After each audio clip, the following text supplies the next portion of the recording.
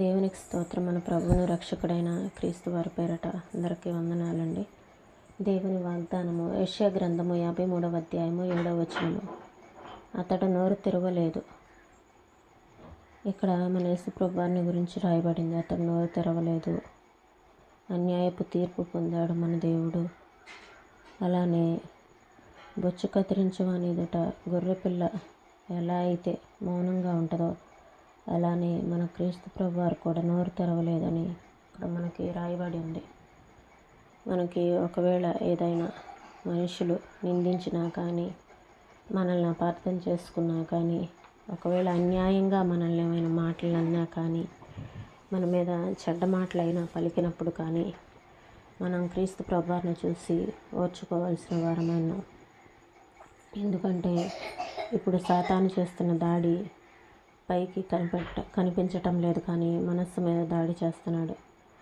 ఆ మాటలు మనకు గుర్తొచ్చినప్పుడల్లా మనసుకి నెమ్మది లేకుండా, మనశ్శాంతి లేకుండా ఇలా చేయటం అనేది సాతాను ఉద్దేశం.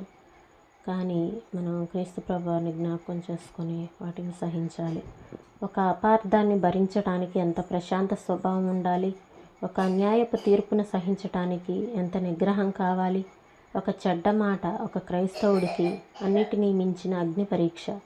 మనం బంగారు పూత పూసిన వాళ్ళమేనా లేక మొత్తం బంగారమేనా అనేది తేల్చేసే గీటురాయి ఇదే. శ్రమల వెనుక తాగి ఉన్న ఆశీర్వాదాలను మనం చూడగలిగితే, షిమి తనను దుర్భాషలాడినప్పుడు దావీదు అన్నట్టుగా ఇలా అంటాము: అతన్ని శపించనీయండి, వాడు పలికిన శాపాలకు బదులుగా యెహోవా నాకు మేలు చేస్తాడేమో. కొందరు మనుషులు తాము జీవిత కాలమంతా జాగ్రత్తగా అభివృద్ధి చేసుకుంటూ వచ్చిన భక్తి ప్రవృత్తుల నుండి తేలికగా దారి తప్పిపోయి తమకు జరిగిన అన్యాయాలకు తమ శత్రువులతో తలపడుతూ ఉంటారు. వారి జీవితాలు పూర్తిగా తారుమారై తగవులతో తంటాలతో నిండిపోతుంటాయి. ఇది తేనెపట్టు లాంటిది. తేనెటీగలను రేపటం తేలికే, కానీ అవి కుట్టకుండా తప్పించుకోవటం కష్టం. ఆ బాధ భరించరానిది. దేవా, మాకు క్రీస్తు మనస్సును దయచేయి. ఎందుకంటే ఆయన అపహాస్యం పాలైనప్పుడు కోపం తెచ్చుకోలేదు, కానీ న్యాయమైన తీర్పు జరిగించేవాడికి లోబడ్డాడు. నీకు ముందే వేదన బాటలో వెళ్ళాడు. అనవత శిరస్సుతో గాయాలు భరించాడు. అంతులేని దుఃఖం బాధలు చవిచూశాడు. తెరిపి లేకుండా చాలా కాలం సహించాడు. దురిత సర్పపు కాటులో విషాన్ని పరిగ్రహించాడు. ఒక నెత్తుటి బొట్టు కూడా ఉంచుకోలేదు. నీకంటే ముందే నీ కోసం విజయం సాధించాడు. నిన్ను మహిమ కాంతులలోనికి తేవాలనే. ఈ మాటలో ప్రభువు మన వినికిల్లో దీవించునుగాక. ప్రార్థన చేసుకుందామండి. స్తోత్రం తండ్రి, పరిశుద్ధుడా, ప్రేమ కలిగిన తండ్రి, దేవా నా తండ్రి, అయ్యా నా తండ్రి, బొచ్చు కత్తిరించవాని ఎదుట గొర్రెపిల్ల ఎలా అయితే మౌనంగా ఉంటుందో అలానే నాయనా ప్రభ, మిమ్మల్ని నిందించేవారి ఎదుట నాయనా ప్రభ మీరు ఎంతగా మౌనంగా ఉన్నారో ఆ మౌనాన్ని మాకు కూడా నేర్పించమని అడుగుచున్నాం తండ్రి.